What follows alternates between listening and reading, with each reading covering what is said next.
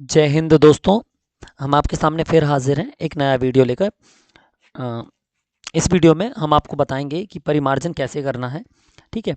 तो हमारे चैनल नया है तो इसको सब्सक्राइब करना और लाइक करना ना भूलें ताकि हमें प्रोत्साहन मिलता रहे। तो चलिए शुरू करते हैं। सबसे पहले वेब जीआईएस में जाएं। एमपी भूलेख में आप लॉगिन कर लें। इसके लिए आप अपना सिस्टम रजिस्टर कर सकते हैं ताकि ये ओटीपी की समस्या से आपको निजात मिल जाए। और जैसे बहुत सारे लोगों के में सिस्टम रजिस्टर नहीं हो रहे हैं तो वो लोग जावा को इंस्टॉल कर लें। जावा इंस्टॉल कर लेंगे तो ये जो सिस्टम रजिस्टर होने की समस्या वो दूर हो जाएगी। ठीक है। आप लॉगिन कर लें। लॉगिन करके आपका मॉड्यूल इस तरीके से दिखेगा। ये सारे विकल्प आपको दिखने लगेंगे इसमें। और इसके संबंध में भी किस विकल्प का क्या उपयोग है इसका वीडियो हमने बनाया हुआ है, आप उसको भी देख सकते हैं। ठीक है। अब हम आपको पहले बता दें कि परिमार्जन जो है आपका, जो डेटा परिमार्जन या डेटा क्लिनजिंग है, ये आपकी पहली पंक्ति के 5वें सुधार से होगा, भूमि स्वामी सुधार से। ठीक है, इसको आप खोल लें। परिमार्जन शुरू करने से पहले मैं आपको ये बता दूं कि परिमार्जन आपको करने से पहले आपको आपके गांव को तहसीलदार की आईडी से ब्लॉक कराना होगा। जब आप उस गांव को ब्लॉक करा लेंगे एक समय अवधि के लिए, 7 दिन के लिए, 15 दिन के लिए, 30 दिन के लिए, तो उस दौरान आप आपकी उस खसरे से संबंधित, उस गांव से संबंधित कोई और कार्य को वेब जीआईएस में संपादित नहीं कर पाएंगे। चाहे वो आपका नामांतरण हो, चाहे वो आपका बंटवारा हो, चाहे वो आपका डायवर्जन हो, कोई भी काम हो, वो तब तक संपादित नहीं होगा जब तक आपकी डेटा, जो आपका गांव है जिसको आपने ब्लॉक किया हुआ तहसीलदार आईडी से, उसको आप वापस जाकर तहसीलदार आईडी से अनब्लॉक नहीं करवाएंगे। ठीक है। तो आपने जब गांव को ब्लॉक कर देंगे उसके बाद ही आप ये परिमार्जन की प्रोसेस को आगे बढ़ाएं। तो यहाँ पर जैसे ही आप खोलेंगे भूस्वामी सुधार को, आप देखते हैं इस तरीके के दो ऑप्शन आपके सामने दिखाई देंगे, एक ऑपरेटर से प्राप्त और एक भूस्वामी सुधार। ऑपरेटर से प्राप्त जो विकल्प हमें दिख रहा है, ये वो है जो यदि किसी ने बाहर से परिमार्जन को पुश किया होगा तो हमारी आईडी में दिखेगा, जिसको हम चेक करके अप्रूव कर सकते हैं या रिजेक्ट कर सकते हैं। ठीक है।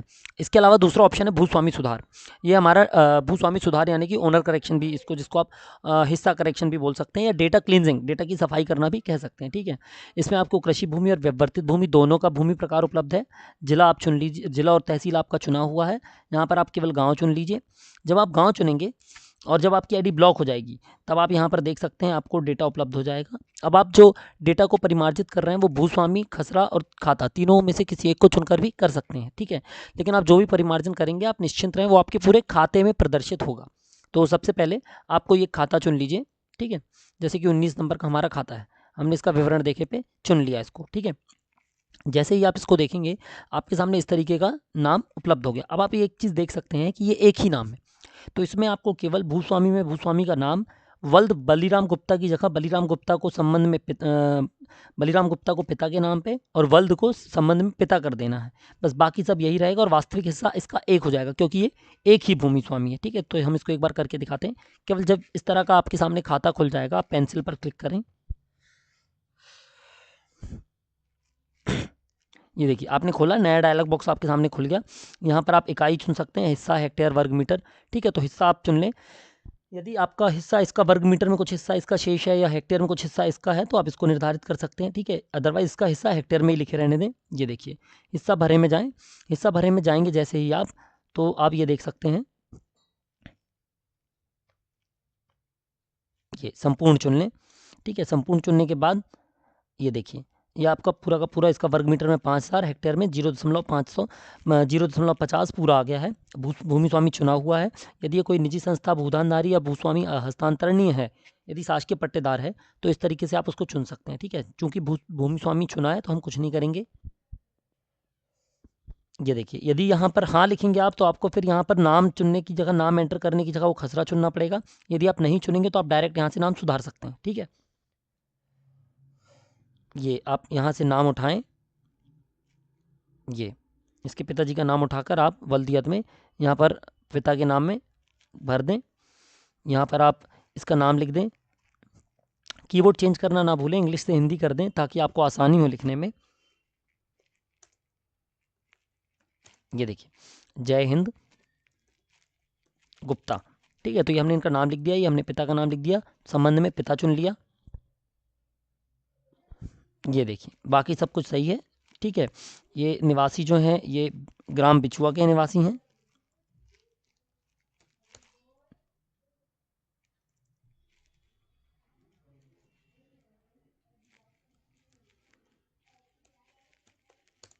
ये देखिए, आप इस तरीके से चुन लीजिए और इसको सेव कर दें। जैसे ही आप इसको सेव करेंगे, ये देखिए, ये इस तरीके से पीले रंग में प्रदर्शित हो रहा है कि ये पहले था और ये आपने संशोधन किया है। देखिए, जय हिंद वल्द बलिराम गुप्ता था, आपने जय हिंद गुप्ता पिता बलिराम गुप्ता कर दिया है। अब आप किस आधार पे इसका ये क्लिनजिंग कर रहे हैं, तो डेटा परिमार्जन के रूप में कर रहे हैं, या नामांतरण पंजी के अनुसार कर रहे हैं, पटवारी अभिलेख के अनुसार कर रहे हैं, या किसी तहसीलदार के आदेश के अनुसार कर रहे हैं। ठीक है, इसको आप चुन सकते हैं। चूंकि हमारा डेटा परिमार्जन है तो हमने केवल डेटा परिमार्जित को चुन लिया। ठीक है, और यहाँ पर तहसीलदार को भेजें और कार्यवाही करें। यदि मान लीजिए बाद में आपको लगता है कि आपको इसको निरस्त करना है, तो आप बाहर जाने के बाद वापस आकर इसको यहाँ से निरस्त कर सकते हैं।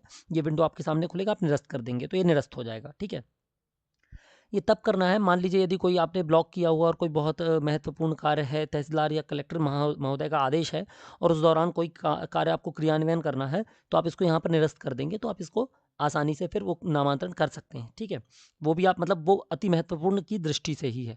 अन्यथा आप तहसीलदार को भेजे पे क्लिक करें और कार्यवाही करें। अब यदि यहाँ पर एक की जगह 6 लोग होते और इनका हिस्सा निर्धारित नहीं होता, तो हम अनिर्धारित हिस्सा चुनते, क्योंकि केवल 4 लोगों से अधिक के लिए होगा। ये देखिए, ये दिख रहा है 5 खातेदारों से अधिक के लिए है केवल। ठीक है, तो इसको आप चुन लेते, फिर आगे बढ़ जाता है ये। तो तहसीलदार को भेजें और कार्यवाही करें। जैसे ही आप कार्यवाही करें पे क्लिक करेंगे, ये देखिए आपसे एक मैसेज और पूछेगा कि क्या आप सच में इसको सुधार सेव करना चाहते हैं। आप ओके कर दें। ये देखिए, ये भूस्वामी सुधार सफलतापूर्वक तहसीलदार को भेज दिया गया है और आपकी आवेदन संख्या है 13001196 103। ठीक है, इसका मतलब है कि ये तहसीलदार की आईडी में चला गया है। यदि आपने गांव ब्लॉक नहीं किया है और आप डायरेक्ट परिमार्जन कर रहे हैं, तो आप ये मान के चलिए जो आपने ये भेजा है आपका परिमार्जन, वो वहाँ से निरस्त हो जाएगा। ठीक है, इसलिए आप कोई भी परिमार्जन करने से पहले गाँव ब्लॉक करना ना भूलें। ठीक है, अब हम आपको बताते हैं जैसे 2-3 हिस्सेदार हैं तब। ठीक है,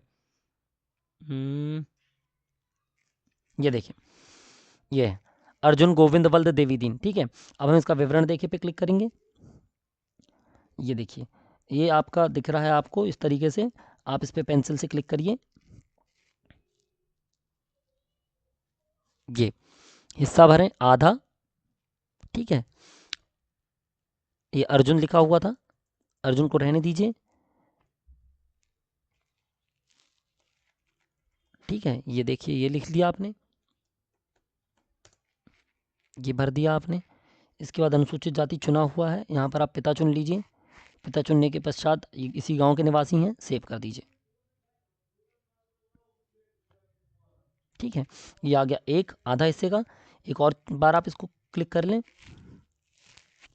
आप जितने बार पेंसिल से क्लिक करेंगे उतनी स्लाइड्स आपकी यहाँ पर बनती जाएंगी। ठीक है, तो इस बात का आप बहुत ध्यान रखें। ये देखिए, अब हमने ये लिख लिया। ठीक है, ये देवी दीन लिखा ही हुआ है, ये लिख लिया।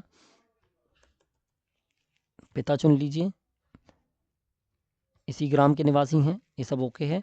कोई और चेंज आपको करना हो आप देख सकते हैं।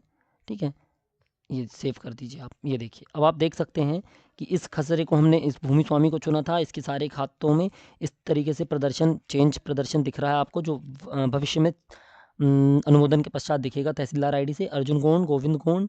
ठीक है, आधा आधा हिस्सा है दोनों का भूमि में। और ये देखिए, तहसीलदार को भेजें डाटा परिमार्जन के रूप में। ये देखिए, कार्यवाही करें, ये आप सेव करना चाहते हैं और ये चला गया।